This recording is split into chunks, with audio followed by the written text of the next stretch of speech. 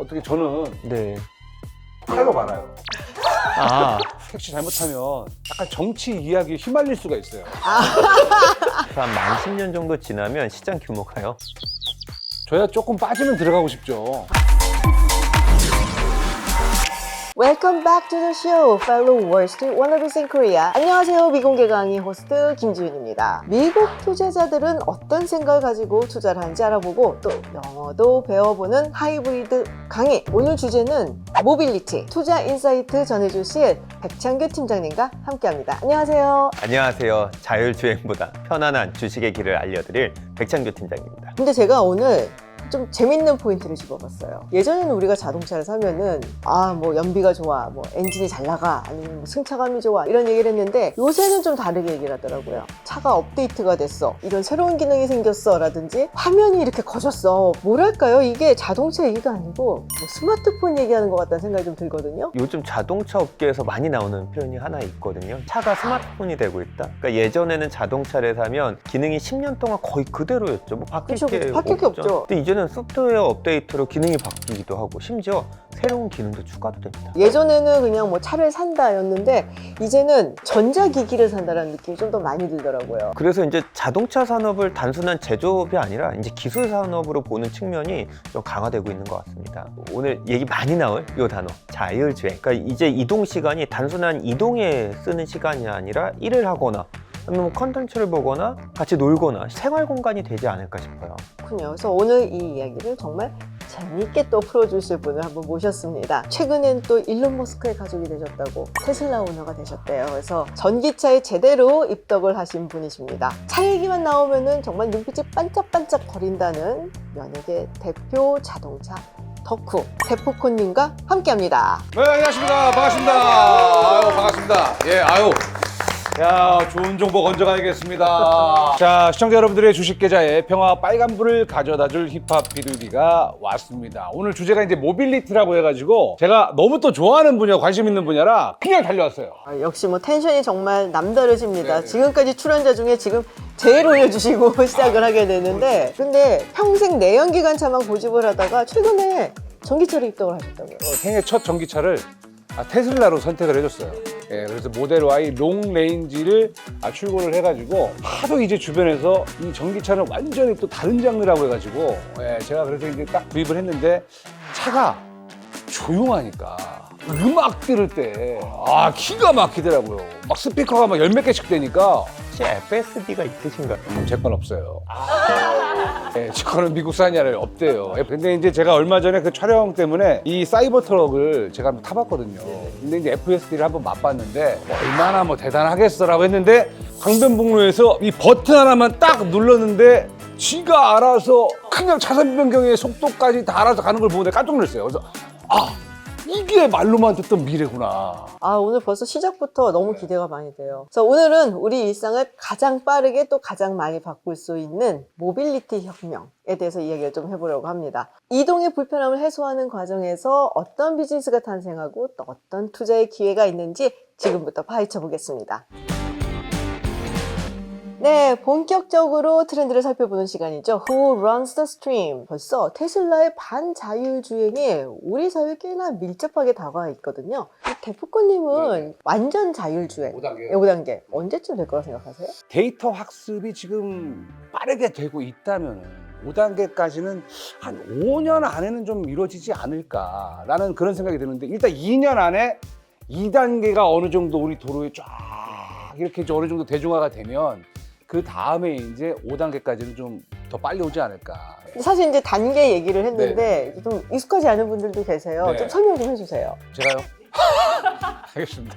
일단 여러분들 0단계부터 5단계까지가 있는데, 이게 1단계는 속도 유지, 크루즈 컨트롤이라든가 아니면 차선 유지 보조, 그런 게 1단계, 조금 도와주는 단계. 근데 이제 여기서 5단계로 가버리면 운전석이 없이 그냥 혼자 알아서 모든 걸 다 컨트롤하는 그런 단계를 이제 5단계라고 보는 겁니다. 우리가 지금 타는 차들은 이제 2단계 정도라서 차량이 어떻게 보면 이제 운전자를 좀 보조를 해주는데, 운전자가 계속 앞을 보고 있어야 돼요. 앞을 보고 있지 않으면 작동이 안 됩니다. 이게 이제 대표적인 2단계라고 제가 알고 있고 네, 그래서 한국에서 우리가 접하는 현재 자율주행은 차가 완전히 대신 운전해주는 그런 기술은 아닌 것 같아요. 그러니까 운전을 도와주는 똑똑한 보조기는 이 정도라고 이해하면 될 것 같습니다. 그러니까 테슬라라고 하더라도 믿고 맡기면 안 됩니다. 누군가가 나 대신 운전을 좀 해주면은 정말 좋겠다라는 생각이 들긴 하거든요. 이게 만약 완전 자율주행이 되면은 뭐 자고 가면 되니까 차에서 차가 알아서 데려다주고 좀 편할 것도 같은데 어떠세요? 저도 좀 그런 상상을 하긴 해요. 왜냐면 이제 같이 뭐 운전하는 매니저들의 어떤 그런 피로도 많이 줄 것이고 그리고 이제 같이 이동하는 스태프들하고 부루마블 게임을 하면서 갈 수도 있고 그리고 또 뭐 그럼 예를 들어서 뭐 노트북으로 업무 같은 것도 볼 수 있고 그다음에 뭐 간단하게 뭐 음악 같은 거 스케치도 할 수 있고 할 수 있는 게 너무 많은 거예요. 그래서 정말 빨리 좀 등장했으면 하는 그런 바람이 있어요. 지금 얘기했던 이런 완전 자율주행이라는 게 사실 언제 가능할지 정확히 예측할 수는 없습니다. 사실 자율주행 기술이 이렇게 비약적으로 발전하는 또 하나의 이유, 로보택시라는 거대한 시장이 열리고 있습니다. 이거 대박이에요. 그러니까 요즘 블룸버그 뉴스 보니까 2040년 그 정도 되면 글로벌 완성차의 약 9.2%가 로보택시로 팔린다고 하니까 어마어마한 수치입니다. 예, 이게 로보택시가 이게 정말 꿀인 게 상상을 해보세요, 여러분들. 공항에 도착하자마자 어플로 택시를 불러가지고 원하는 목적지 찍으면 그냥 가면 되잖아요. 가끔 그런 거 있잖아요. 택시 잘못하면 약간 정치 이야기에 휘말릴 수가 있어요. 내가 듣지 않아도 될 이야기들을 또 들을 수도 있잖아요. 기자님 죄송한데 저 그냥 조용히 가면 안 될까요? 뭐 할 수도 없는 거고 서로 이제 그런 상황들이라던가 그런 게 없이 그냥 깔끔하게 내가 어디든 여행을 가고 싶으면 비행기만 타면 내려가지고 로보택시 불러가지고 목적지로 바로 가는 거. 그런 세상이 좀 빨리 와야 되겠다. 근데 팀장님, 그럼 로보택시 시장은 누가 현재 제일 잘하고 있습니까? 지금 테슬라가 자율주행의 아이콘이 된 건 맞는 것 같아요. 그런데 로보택시에서 독보적인 위치는 아닙니다. 지금 알파벳이 인수한 웨이모라는 회사. 웨이모 알죠, 예. 웨이모 일단 잘하고 있어요. 그게 LA하고 샌프란시스코에서 서비스 개시하고 대단한 인기를 받고 있고요. 두 번째는 제가 이번에 그 CS 가서 타본 게 아마존이 인수한 죽스라는 차가 있거든요. 그리고 테슬라. 네, 이렇게 기업의 3파전 양상을 띠고 있습니다. 웨이모가 상당히 반응이 좋아요. 지금. 샌프란시스코에서 뺑뺑이로 학습을 많이 시켰다. 말씀하신 것처럼 뺑뺑이, 즉 학습 용량이 많은데 그게 얼마나 많냐면요. 주당 대도시에서 40만 회 이상의 승객 탑승률이 있어요. 40만 원? 올해 말까지는 주당 한 100만 회까지 늘리겠다고 하고요. 이제 뭐 도쿄나 런던이나 이런 주요 해외 도시 20개까지 늘린다고 하니까 이건 이제 본격적으로 좀 확장하는 게 아닌가 생각합니다. 얼마 전에 또 뉴스에서 웨이모에서 태어난 그 아기가 또 아기가 태어났어요? 병원에 출산을 하려고 이제 로보택시를 타고 가던 중에 아기가 태어난 거예요. 근데 점점 다른 풍경이 이제 펼쳐지고 다른 세계로 접어들고 있다는 생각이 드는데, 근데 사실 웨이모는 저도 많이 들어봤거든요. 죽수는 좀 처음 들었어요, 오늘. 근데 지금 뭐 아마존에서 인수를 했다고 하시니까 뭐 기술력도 굉장할 것 같고, 어때요?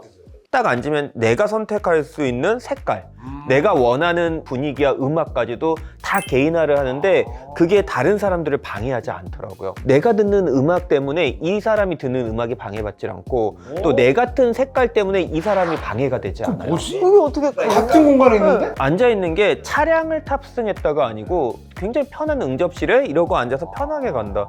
너무 좋더라고요. 너무 좋더라고요. 데스포크님이 최근에 구매하신 테슬라, 미래는 앞으로 좀 어떨 것 같아요? 최근에 일론 머스크 형님이 돌발 발언을 너무 많이 해요. 하죠. 그러니까 진짜 화성에서 왔나? 가끔은 그런 생각을 해요. 이게 참 그런 부분이 좀 걱정이 되는 부분이 있어요. 근데 확실히 자율주행에 있어서는 테슬라의 이 FSD가 현재까지는 지금 가장 앞서 있기 때문에 자, 앞으로 미래의 자동차는 이런 식으로 흘러가지 않을까라는 그런 생각을 좀 해요. 자, 그러면은 팀장님, 테슬라, 사이버캡, 로보택시는 좀 어떻게 보세요?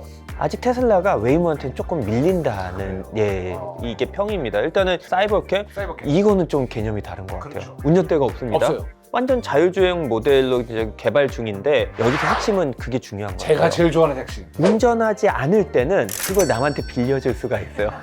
그러니까 자기가 알아서 내가 쉴 때 내 차가 알아서 택시로 돌아다니면서 일하는 거예요. 저 이 비즈니스 모델 진짜 혁신적인 것 같아요. 이게 혁신인 거죠. 중요한 건 이게 단순한 비전이나 준비 단계는 아니란 거죠. 운전대하고 가속 페달이 아예 없는 양산형 사이버캣 1호차가 실제로 출고가 됐습니다. 그러니까 일론 머스크가 공언했던 내 차가 알아서 돈을 벌어오고 공유 경제 모델이 되고 이게 점점 다가오는 것 같아요. 돈 버는 차가 생긴다고 하면 저부터도 솔깃할 것 같다는 그런 생각이 들고 미래는 좀 신기하지만 설렘이 있구나 뭐 그런 생각이 좀 들어요. 야, 정말 흥미로운 이야기를 우리가 계속하고 있는데요. 그러면은 이제 사람을 태우는 무인 택시 말고 또 어떤 분야에서 모빌리티 혁명이 일어날까요? 자율주행 기술이 사람만 나른다 뭐 이런 생각을 하고 있는데 실제로 큰 돈이 되는 거는 물건을 실어 나르는 겁니다. 특히 미국처럼 땅이 너무 넓잖아요. 근데 대륙을 횡단하는 장거리 화물트럭의 기사 인건비 엄청납니다. 그리고 법적으로 하루에 운전할 수 있는 시간이 엄격해요. 그럼 14시간 동안 연속해서 도로에 있을 수 없습니다. 그리고 그 범위 안에서 11시간까지만 운전이 가능하거든요. 무인의 자율주행이 되면은 운전자 교대, 의무 휴식 시간 없이 24시간 내에 계속 논스톱으로 물류를 보낼 수가 있고요. 그렇게 된다면 기업 입장에서 코스트 낮추는 거니까 안 할 이유가 없죠. 근데 어쨌든 화물트럭이 24시간 쉬지 않고 달리면은 그거는 엄청난 뭐 물류 혁명이 되지 않을까라는 생각이 들거든요. 그러면은 이걸 실제로 적용하고 있는 기업들이 분명히 있을 거란 말이에요. 그죠? 있죠? 이게 진짜 큰 돈이 되기 때문에 글로벌 투자자들이 이미 투자 많이 하고 있습니다. 그렇죠. 오로라 이노베이션이라는 회사가 이미 존재를 하고 있고요. 텍사스, 댈러스, 휴스턴을 잇는 무려 325km 그 고속도로 구간에서 세계 최초로 상업용 대형 자율 영화 보면 컨테이너 막 싣고 두 개씩 달고 다니는 이게 뭐 10개, 20개가 이렇게 연달아 달리는 것까지 기차처럼. 시연을 했거든요. 근데 이제 미국은 아무래도 이제 땅이 크고 고속도로도 뭐 끝도 없이 계속 일직선이에요. 근데 우리나라 같은 경우는 이제 땅이 좁고 이런 데 적응을 할까요? 근데? 그게 한국도 실험적으로 테스트를 하고 있어요. 저희 이제 물류기업 중에 가장 큰 곳 중에 하나는 CJ 대한통운. 실제 택배 상품을 실은 11톤 대형 트럭 엄청 큰 거죠. 이게 인천에서 그 유명한 옥천 허브까지 주 6회씩 테스트를 계속 하고 있습니다. 흥미로운 건 좀 그런 것 같아요. 그러니까 모빌리티 혁신이 자동차 하나가 좀 똑똑해지고 자율주행하고 이런 게 아니고 거대한 물류 창고에서 지역의 특정 거점까지 대량의 물건을 나르는 그걸 미들마일 구간이라고 하거든요. 그리고 그 거점에서 최종 소비자의 집 문 앞까지 그게 오는 건 이제 라스마일 구간이라고 하는데 집 앞까지 딱 떨어뜨리는 네, 문 앞에 딱 떨어뜨리고 띵동 배달 왔습니다. 이건 지금 소형 무인 배달 로봇 이런 것도 미국에서 굉장히 빠르게 나오고 있거든요. 예전에 그런 게 있었고 드론에다가 이렇게 물건 매달하고 아마존에서 이렇게 해가지고 그 집 앞에다 톡 떨어뜨리는데 너무 멀리서부터 떨어뜨리는데 뭐 이런 생각을 하면서 아직 멀지 않았냐라고 생각을 그래서 그냥 물류센터에서 드론 수백 대가 확 날아가가지고 막 배달해주는 뭐 그런 거지 않을까라고 했는데 운전하시는 기사님도 없이 자율주행 트럭이 딱 도착을 하면은 그 물건을 갖다가 소형 로봇들이 다 그 집 앞까지 문 앞에까지 배달해준다라고 생각하니까 오 이것도 좀 놀랍긴 하네요. 데프콘님 말씀해주신 것처럼 드론 배송도 이미 하고 있긴 합니다. 아마존에서 프라임 에어라는 서비스를 하고 있고요. 무게도 한 2kg 정도밖에 안 되고 배송적도 넓진 않긴 한데 뭐 아무튼 하고 있긴 합니다. 사실 이게 굉장히 이 기술 혁신이 화려하잖아요. 그러면은 분명히 또 어둠이 있단 말이에요. 자, 그렇다면 우리가 이 혁명을 이루기 위해서 극복을 해야 되는 가장 큰 장벽은 뭘까요? 사고가 났을 때 책임을 누구에게 물을 것인가. 지금은 사람이 이제 핸들을 잡고 있으니까 사고가 나면 어쨌거나 운전자가 과실을 따져서 뭐 보험 처리를 하면 되는데 운전석이 아예 없는 5단계 완전 무인 자율주행차 길 건너던 보행자를 쳤다고 하면 이제 피곤해지잖아요. 차를 소유한 차주한테 책임을 물어야 되는 건지 아니면 자동차를 만든 제조사한테 물어야 되는 건지 아니면 그 소프트웨어를 제공한 정보 기술 기업에게 책임을 물어야 되는지 이게 좀 명확하지가 않지 않냐. 투자자의 시각에서 이 책임 소재의 불명확성, 이 기업의 재무적 리스크가 바로 직결됩니다. 그럼요. 만약에 소프트웨어 오류로 인해 대형 사고가 났다. 근데 책임을 제조사가 100% 떠안아야 된다? 그러면 이 판례가 한 번이라도 나오면요. 자동차 보험 산업 자체의 근간이 흔들릴 수 있습니다. 뭐 얘기를 들어보니까 뭐 좋은 것만 있는 거는 또 아니다라는 생각이 드는데 어쨌든 이런 한계들이 있으면은 또 극복을 해요. 희한하게. 아, 기술적 장벽이 있어? 그러면 또 그거를 극복하는 기술을 또 만들어내곤 했었거든요. 사실 우리가 자동차만 있는 건 아니잖아요. 무인 택시를 넘어서서 드론 택시 얘기도 나왔었고요. 드론 택시. 예. 이제까지 우리가 교통하면은 이런 2차원적인 평면에서 자동차가 움직이느냐? 여기서 멈췄었거든요. 그러면서 이제 교통망을 우리가 펼쳐서 발전시켜 왔는데 글로벌 모빌리티 기업들이 뭘 했냐면은 안 되겠다. 2차원 평면에서 드디어 축을 하나 더 세워서 머리 위에 띄우기 시작했습니다. 그러니까 도심의 낮은 하늘 거기를 새로운 교통망으로 활용하자 이런 의견들이 활발하게 진행이 되고 있고요. 저희가 뭐 에어택시나 드론 택시로 불리고 있는 그 UAM 그러니까 도심 항공 모빌리티 그게 바로 이번 주인공입니다. 뭐 그런 생각을 하죠. 그 막혀 있는 도로라던가 좀 진짜 막 똥출 딸 때가 있잖아요. 이게 그럴 때는 신호등이라든가 이런 게 다 빨간색으로 보이고 막 이러거든요, 이제. 딱 떠가지고 직진으로 싹 가버리면. 그러니까요. 뭐 생각만 해도 진짜 기분 좋네. 이렇게 위로 딱 가서 이렇게 쫙 갔으면 좋겠다는 생각 진짜 많이 하거든요. 맞아요. 그럼 다시 저희 주식 이야기로 한번 돌아와서 퀴즈 한번 내보도록 하겠습니다. 현재 이 치열한 에어택시 시장에서 가장 앞서 나가고 있는 기업 혹시 어딘지 알고 계세요? 조비 에비에이션. 어떻게 알고 계십니까? 아니, 왜냐면 관심 있어요, 지금. 역시 우리 대표코님 정답입니다. 저는 몰랐어요.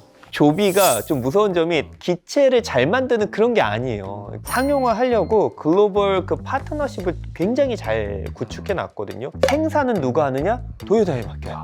그래서 최대 500대 에어택시를 대량 생산할 준비를 이미 마쳤다고 하고요. 그리고 에어택시가 뜨고 내릴 인프라 구축 이것도 좀 중요하거든요. 이 부분도 영리한 게 북미에서 이제 최대 주차장 그 서비스를 제공하는 기업이 하나 있거든요. 그 이름이 이제 메트로폴리스라는 기업인데 거기하고 손을 잡고 미국 주요 지구가 한 25개? 그럼 주요 도시에 한번 좀 서비스만 깔겠다 이런 개념입니다. 지상에서의 꽉 막힌 규제를 피해서 하늘로 이렇게 날아오르는 모빌리티 미래 들으니까 오늘 우리가 다룬 기술들 얼마나 우리의 삶을 다이나믹하게 바꿔놓을지 사실 짐작도 가지 않습니다. 뭐 테슬라부터 시작해서 조비 에이비에이션, 조비 에이비에이션까지 정말 쟁쟁한 기업들이 이 모빌리티 생태계에서 왕좌를 차지하기 위해서 경쟁을 하고 있는데요. 자, 1부에서 이렇게 모빌리티, 미래 트렌드 그리고 기술적 화두를 살펴봤습니다. 그렇다면 실제로 미국 투자자들은 이 기업들에 대해서 어떻게 생각을 하고 있는지 더 생생한 이야기를 들어보겠습니다. 네, 미국 커뮤니티에 올라오는 게시글을 살펴보면서 주식 투자와 영어 표현까지 배워보는 시간이죠. Talk of the States. 오늘 로보택시 이야기가 굉장히 많이 나왔습니다. 듣다 보니까 미국 사람들이 이 로보택시 기업들에 대해서 어떤 생각을 가지고 있는지 궁금하실 것 같아요. 그래서 준비한 게시글입니다. Waymo, Zoox, Tesla, who wins the robotaxi race? 저희가 말씀드린 이 세 개의 기업 중에 누가 로보택시 승자냐라는 질문 같아요. 네. 3대장 중에 누가 최고냐. Waymo is the only one that's actually a robotaxi service. 지금 뭐 이야기를 들어보니까 웨이모가 그냥 단연코 승자다. 이미 게임 끝났다라는 얘기를 하고 있어요. 뭐 실질적으로 보면 로보택시 서비스를 제공하는 거는 웨이모 뿐이다라는 얘기를 하고 있는데요. 죽수는 한다고 하지만 확장을 못하고 있고 테슬라 같은 경우에는 FSD를 사용하는 일반 운전자에 불과하다. 자, 다음 게시물 한번 보겠습니다. 또 서학개미들한테는 빼놓을 수 없는 종목 테슬라. 제목이 굉장히 심플합니다. 테슬라 미래에 대해서 얘기를 하고 있는데 여기에 또 수십 개의 댓글이 달렸어요. 역시 테슬라는 테슬라예요. 뭐 굉장히 인기가 많습니다. 이 기술이 전 세계적으로 자율주행의 시대를 열 뿐만 아니라 우리 교통수단 이용하는 방식 자체를 근본적으로 바꿀 것이다 라는 얘기 우리가 지금까지 한 얘기예요 사실은. 근데 여기서도 우버, 리프트 망할 것 같은데 뭐 이런 얘기가 나오기도 하고 테슬라의 어떤 그런 공을 잊지 말아야 되는 거죠. It's a house of cards, but I am not sure it will ever implode. 뭐 주가가 별로 안 좋아서 그런지 하우스 오브 카드 굉장히 유명한 드라마 시리즈잖아요. 이게 종이로 이제 뭐 쌓아갖고 바다르르 이제 무너질 수 있는. 그래서 그만큼 이제 위태롭다. 그렇지만 폭락이라는 것은 하지 않을 것 같다라고 뭐 하는 이야기입니다. 네, 우리 태프코님 생각 좀 들어봐야 될 것 같습니다. 저야 조금 빠지면 들어가고 싶죠. 장기적으로 봤을 때는 저는 이제 테슬라는 하루아침에 생긴 그룹이 아니기 때문에 쭉쭉쭉 가지 않을까라는 생각을 해요. 자, 다음 거 읽어보겠습니다. Joby Aviation is doing the hard things right and the market doesn't care. 이 조비가 어려운 것들 다 잘 해냈는데 자동 비행이라든지 FAA 인증 진척이라든지 생산 능력도 확대를 했고 할 건 다 하고 있었는데 주가가 지금 최저치에 머물면서 움직이질 않아요. 반영이 안 되고 있다. 지금 배신감과 분통을 터뜨리고 있는 그런 모습이죠. 보통의 이제 투자자라면 조비가 이제 뭘 잃었는지 알지도 못한다. 야, 이거 진짜 찐 주주들만 알 수 있는 얘기인데 테슬라도 이제 오너들이나 주주들은 맨날 그러잖아요. 야, 테슬라가 얼마나 대단한 기업인 줄 알아? 뭐 이러면서 라는 약간 그런 내용인 것 같아요. 네. 네, 다음 거 한번 읽어보겠습니다. 그들은 모든 방면에서 성장하기 위한 성과를 이뤄내고 있다.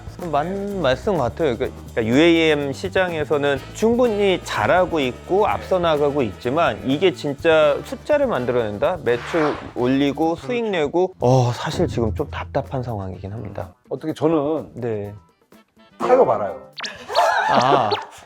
주식이 올라타실지 조비를 타실지. 지금 타요 말아요라는 거예요. 이 투자 기간이 짧으시면 조비버스 타는 걸 좀 말리고 싶습니다. 10년이나 5년을 바라보고는 조비버스를 타셔도 되지만 야, 좀 장투 잘 보면 힘든데. 조금 어렵습니다. 손이 근질근질거려요. 매도 매수. 그럼 제가 말리고 싶습니다. 그렇군요. 네, 이렇게 해서 테슬라 그리고 조비 에이비에이션까지 투자자들의 생각을 좀 엿봤는데요. 정말 다양합니다. 뭐 한편으로는 이제 걱정하는 그런 시각도 있고 또 다른 한편으로는 어쨌든 이 미래를 바꿀 것이다라는 그 희망을 가지고 굉장히 다이나믹하게 돌아갈 거라고 보고 있는데요. 네, 수많은 말들 속에서 진짜 돈이 되는 정보를 찾아낼 시간입니다. 3부에서 계속하죠. 네, 시청자 여러분들이 가장 좋아하시는 돈 되는 투자 인사이트를 알려드리는 달러 톡스 시간입니다. 네, 앞서서 1부 그리고 2부에서 자율주행부터 물류, 무인화 그리고 에어택시까지 정말 다양한 이야기들을 나눠봤고요. 그렇다면 우리 백 팀장님의 인사이트, 향후 시장은 어떻게 될지 전망을 좀 들어봐야겠죠. 숫자로 말씀드리면 정말 입이 떡 하고 벌어지는 수준입니다. 정말요? 자율주행 시장이 진짜 폭발적으로 성장하고 있거든요. 그러니까 2035년, 그러니까 지금으로부터 한 만 10년 정도 지나면 시장 규모가요 1조 달러에 달합니다. 1조 달러면은 1,300조 원인가요? 지금 환율 올랐으니까 거의 뭐 1,500조 원까지 1,500조? 되겠네요. 야, 이거 어마어마한 거 아닙니까? 그러면은 이렇게 거대한 시장이 있으면 이거를 이제 잡아먹을 탑픽 기업들 좀 알아봐야 되잖아요. 오늘 추천해 드릴 기업은 지금까지 얘기하셨던 테슬라, 그 다음에 그 기반을 만들고 있고 상용화에 나서고 있는 아마존. 근데 앞서 언급이 되었던 기업들이지만 투자 관점에서 아직 다루지 않은 아주 강력하고 독보적인 해자들이 숨겨져 있습니다. 첫 번째 토픽인 테슬라부터 한번 알아볼까요? 테슬라의 진짜 무서움은요, 지금은요 이제 인공지능 인프라 투자 규모 이게 어마어마하더라고요. 그래서 자체 설계한 노조 슈퍼컴퓨터를 만들기도 했습니다. 그래서 천문학적인 자본을 쏟아붓기도 했고요.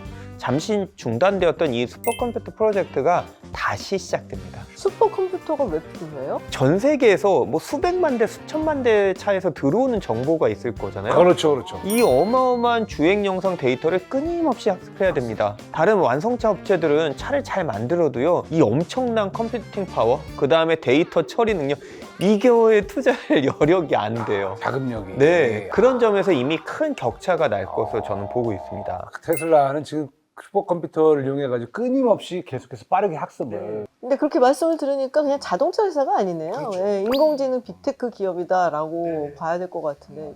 두 번째 기업은 또 아마존이에요. 그러니까 아마존의 진가가 이 무인 모빌리티 생태계 뒷배경을 좀 완벽하게 장악하고 있거든요. 그러니까 수많은 자율주행 스타트업이나 모빌리티 기업들이 차량 데이터 분석하고 만들고 시뮬레이션 돌리고 이럴 거면은 막대한 데이터를 저장하고 처리를 해야 됩니다. 그 클라우드가 하고 있거든요. 거기 1위 기업이 어디다? 바로 아마존 웹 서비스. 여기다가 자동화 물류 부분, 그 다음에 그 거대한 창고에서 배달하는 것들, 상용 트럭들, 모빌리티, 거기다가 또 설명한 죽수까지 생각하면은 좀 이런 부분에서는 좀 버릴 게 없다 이 생각하고 있습니다. 그리고 아까 저희가 얘기했지만 프라임에어라고 해서 무인 드론 배달, 아까 얘기했잖아요, 막 날아다닌다고.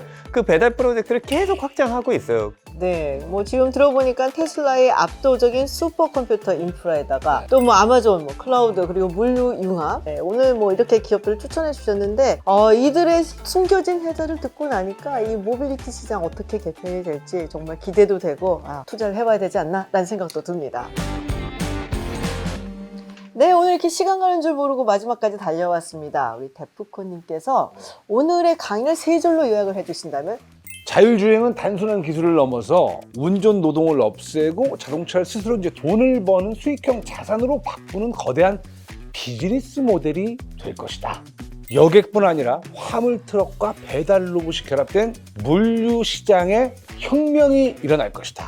지상 인프라의 한계를 넘어서 UAM 같은 3차원 모빌리티가 완전히 새로운 이동의 기준과 투자 기회를 만들 것이다. 뎁콘이 오늘 저희와 함께 미공개 강의 하셨는데 소감 한마디 부탁드릴게요. 주식적으로는 소질이 없는데 이렇게 또 이야기를 들으니까 확실히 이런 이야기들을 하면 견문이 좀 넓어지는 것 같은 그런 생각이 들고, 오늘 또 말씀해 주신 그 기업들에 대해서 다시 한번 조금 더 많은 정보를 좀 더 습득을 해야 되겠구나 라는 그런 생각이 듭니다. 지식이 넓어지는 그런 시간이었던 것 같습니다. 너무 감사합니다. 네, 오늘 저희도 너무 즐거웠고요. 뎁콘님과 함께해서 모빌리티 산업의 미래에 대해서 전망해 봤습니다. 결국 우리가 매일 겪는 이 이동의 불편함을 해결하는 과정 곳곳에 투자의 기회가 숨어 있다라는 중요한 교훈을 얻게 됐습니다. 네, 어느덧 숨가쁘게 11화까지 진행된 미공개 강의, 오늘 마지막 인사를 드리게 됐습니다.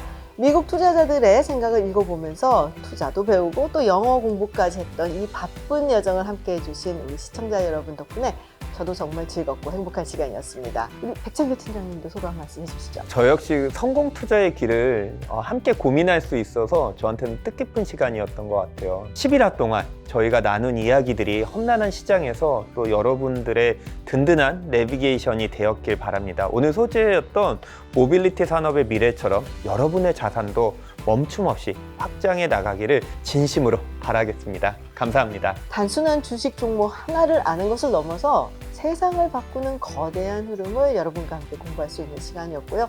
함께 할 수 있어서 정말 영광이었습니다. 비록 미공개 강의는 여기서 마침표를 찍지만 여러분의 투자 여정은 오늘 배운 모빌리티 혁명처럼 멈추지 않고 계속해서 쭉쭉 앞으로 나아가길 응원하겠습니다. Thanks for tuning in from your host 김지윤이었습니다.